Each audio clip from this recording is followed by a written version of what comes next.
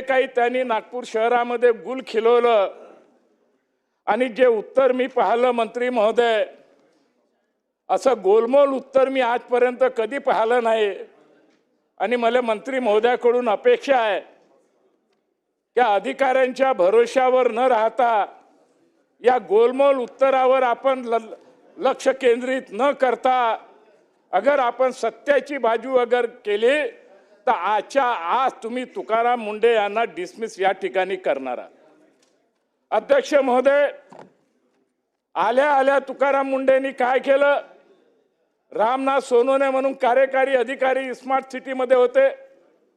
आल्या आल्या त्या व्यक्तीने त्या अधिकाऱ्यांनी तुकाराम मुंडे आल्याबरोबर राजीनामा दिला आणि ते बाहेर रवाना झाले। आणि तुकाराम मुंडे हे असे प्रेमी होते, विकासाच्या नावावर तर अध्यक्ष महोदय हे झिरो होते, लेकिन मीडिया आणि एनजीओच्या नावावर हे खूप फेमस होते, हे खूप प्रेमी होते। जिथं जायचे तिथं अधिकारी पोचत नव्हते, परंतु मीडिया आणि एनजीओ हे पहिले त्या ठिकाणी पोचत होता। आणि म्हणून या लक्षवेधीला थोडा वेळ लागू शकते आणि म्हणून मंत्री महोदयाकडून आमची न्याय होण्याची या ठिकाणी अपेक्षा आपल्या सगळ्याला आहे। त्या काळामध्ये अध्यक्ष महोदय कोविडचा काळ होता। या कोविडच्या काळामध्ये नागपूर शहरामध्ये अनेक प्रकारचे हॉस्पिटल आहे, स्कोपमध्ये हा विषय नाही आहे, परंतु अनेक हॉस्पिटल आहे, सरकारचे हॉस्पिटल आहे, महानगरपालिकेचे हॉस्पिटल आहे, प्रायव्हेट हॉस्पिटल आहे। परंतु या कोविडच्या काळामध्ये नागपूरवरून तर 35-40 किलोमीटर काटोलच्या रोडवर 5000 बेडचे हॉस्पिटल खुल्या मैदानात टाकलं, खुल्या मैदानात। आणि सर दुसऱ्या दिवशी वाराधून आली आणि पूर्ण ते 5000 हॉस्पिटल ते बेड टाकलेले सर्वनाश झाले। लगभग 40 करोड रुपयाचं नुकसान या तुकाराम मुंडेच्या माध्यमातून या ठिकाणी झाला। अध्यक्ष महोदय, या ठिकाणी महानगरपालिकेचे जे कर्मचारी होते, क्लास 4 कर्मचारी होते, तोही आजच्या याच्यामध्ये स्कोप नाही आहे, कारण मी त्यांच्या 7 महिन्याचा कार्यकाल अध्यक्ष महोदय आपल्याला सांगत आहो।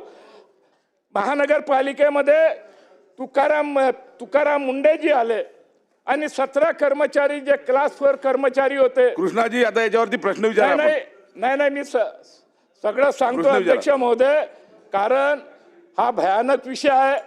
17 परिवाराला बर्बाद करण्याचं काम त्यांनी केलं आणि त्या 17 कर्मचाऱ्याची फाईल अध्यक्ष महोदय त्यांना 89 प्रमाणे बेनिफिट द्या अशा प्रकारची मूव झाली असता आणि त्यांच्याकडे गेले आणि त्या दिवशी तुकाराम मुंडे आले, त्यांनी काही पाहिलं नाही मंत्री महोदय।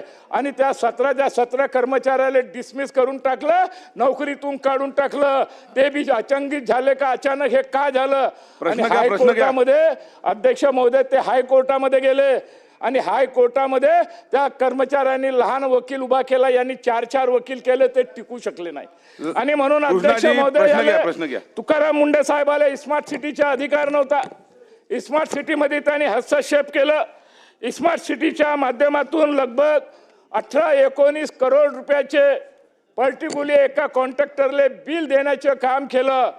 ते बोर्डाचे मेंबर सुद्धा नव्हते, संचालक सुद्धा नव्हते। कृष्णा खोपडेजी, आपण प्रश्न विचारायच्यावर होता। हा प्रश्न विचारा, त्याच्यानंतर मी सांगतो। अध्यक्ष महोदय, त्यावेळेस महापौर संदीप जोशी यांनी स्मार्ट सिटीच्या सेक्रेटरीला पत्र देऊन विचारलं का स्मार्ट सिटीचे संचालक तुकाराम मुंडे आहे का? त्यांनी म्हटलं नाही। स्मार्ट सिटीमध्ये हस्तक्षेप करण्याचा अधिकार त्यांना आहे का? त्यांनी म्हणलं नाही। आणि म्हणून हे तिन्ही उत्तर स्मार्ट सिटीच्या सेक्रेटरीनी त्या ठिकाणी दिलं। आणि या व्यक्तीने ज्या महिला 2 अधिकारी होत्या मंत्री महोदय, ज्या महिलांनी त्या फाईलवर सही केली नाही, एका महिलेला त्याने रवी भवनच्या कॉटेजमध्ये बोलवलं आणि तिथं त्या मुलीला टॉर्चर केलं, ते रडत बाहेर निघाली। आणि दुसऱ्या महिला अधिकारी ते कॉर्पोरेशनच्या ऑफिसमध्ये बोलवलं, तिला टॉर्चर केलं, ते रडू त्या ठिकाणी निघाले। प्रश्न घ्या त्याच्यावर। अध्यक्ष महोदय, मी प्रश्न बी घेणार आहोत आणि मंत्री महोदयाकडून मागणी बी करणार आहोत या संदर्भात। अध्यक्ष महोदय, माजी महापौर संदीप जोशी साहेबांनी, अध्यक्ष महोदय, मी पहिले सांगितलंय कोणी अधिकाऱ्याचा बचाव करण्याचा प्रयत्न करू नये, कोणी अधिकाऱ्याचा बचाव करण्याचा प्रयत्न करू नये। अध्यक्ष महोदय, मी पहिले सांगितलं का या लक्षवेधीला वेळ लागेल अध्यक्ष महोदय संदीप जोशी महापौर असताना त्यांनी बाय पुरावे सहित सदर पोलीस स्टेशनमध्ये गुन्हा दाखल केला आणि महाराष्ट्राच्या इतिहासामध्ये IAS अधिकाऱ्याच्या विरुद्ध 2 महिला अधिकाऱ्यांनी सुद्धा सदर पोलीस स्टेशनमध्ये तक्रार दाखल केली आणि तुकाराम मुंडे जो अजंता त्यांना बनवायला सांगते तर लिखित मध्ये सांगते इसके परिणाम गलत होंगे अशा प्रकारची धमकी देणारा अधिकारी अशा प्रकारचे तुम्हाला वर्षण प्रश्न विचारा करणारा जाएगा? अधिकारी प्रश्न विचारा जाएगा? याच्यामध्ये प्रश्न महिला आयोगकडे जेव्हा प्रकरण गेलं अध्यक्ष महोदय काल वडट्टीवार साहेबांनी खोपडे साहेब, तुम्हाला प्रश्न विचारायचा की पुढे जायचं? क्लीन चिट दिली आहे परंतु तुम्ही याच्यामध्ये प्रश्न विचारल्यानंतर आम्ही पुढे सांगितलं- चाललो. तुम्ही प्रश्न विचारल्यानंतर आम्ही पुढे जाऊ.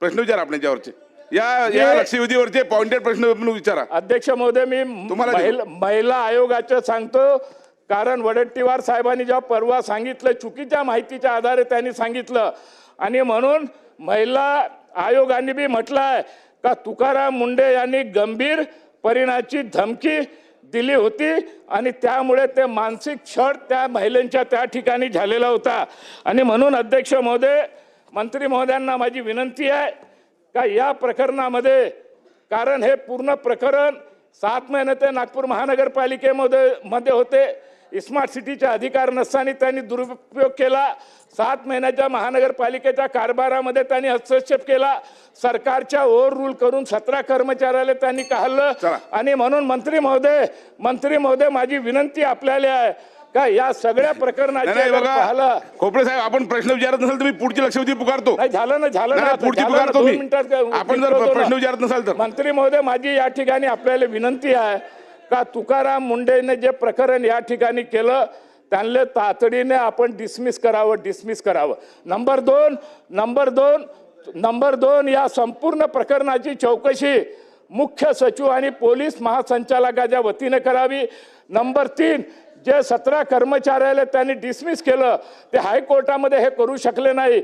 एकनाथराव शिंदे साहेबांनी अनेक वेळा मिटिंगा बोलवल्या परंतु वेळेअभावी ते होऊ शकले नाही आणि म्हणून हायकोर्टामध्ये आपण एफिडेव्हिट देऊ शकतो का? अध्यक्ष महोदय सन्मान्य सदस्यांनी ज्या तुकाराम मुंडेंबद्दल या ठिकाणी ही लक्षवेधी आणलेली आहे त्या संदर्भातली काही माहिती मला आपल्या मार्फत सदनाला या ठिकाणी द्यायची आहे. स्मार्ट सिटीच्या बाबतीमध्ये तुकाराम मुंडेंची चौकशी व्हावी अशा पद्धतीची मागणी सन्मान्य सदस्यांनी केलेली आहे. परंतु त्यावेळी कोविडच्या कालावधीमध्ये तुकाराम मुंडेंनी स्मार्ट सिटीची कामं नक्की बघितली याच्याबद्दल दुमत असण्याचं काही कारण नाही. पण ती कशासाठी बघितली का बघितली याच्यासाठी देखील एक पार्श्वभूमी होती.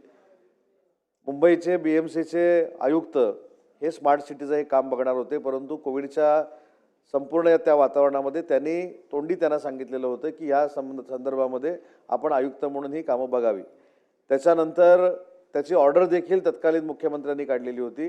काही कालावधीनं काढली पण त्याच्यानंतर मुख्यमंत्र्यांनी त्यांची ऑर्डर देखील काढलेली होती. सन्मान्य सदस्यांनी 20 कोटी रुपयाच्या बिलाचा जो या ठिकाणी उल्लेख केला त्याच्या संदर्भामध्ये 2 इन्क्वायऱ्या त्यांच्या चालू होत्या. त्याच्यातली एक इन्क्वायरी ही पोलिसांच्या मार्फत चालू होती आणि त्या अधिकाऱ्यांनी जी माहिती घेतली अहवाल दिला त्याच्यामधनं देखील त्यांना क्लीन चिट मिळालेली आहे.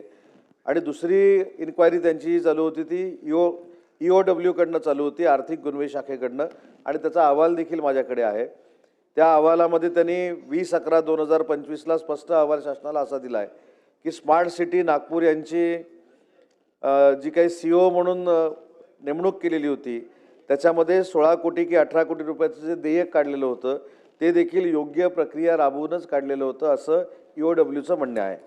दुसरं म्हणणं आहे की सदर आर्थिक व्यवहार कंपनीने ठरावाद्वारे मंजूर केलेला आहे त्याच्यामुळे याच्यामध्ये कुठचाही गैरव्यवहार झालेला नाही असा अहवाल EOWनं सादर केलेला आहे. दुसऱ्या 2 महिला भगिनींच्या बाबतीमध्ये सन्मान्य सदस्यांनी जो मुद्दा मांडला त्याच्यामध्ये रस्तोगी मॅडमच्या अध्यक्षतेखाली एक समिती आहे त्याच्यामध्ये अनेक महिला वरिष्ठ अधिकारी त्याची चौकशी करतायत. ती चौकशी देखील शेवटच्या टप्प्यामध्ये आलेली आहे. तो अहवाल ज्यावेळी आपल्याकडे प्राप्त होईल त्यावेळीच आपण ती कारवाई करू शकतो. तो अहवाल प्राप्त झाल्यानंतर सन्मान्य सदस्यांनी जी भूमिका एका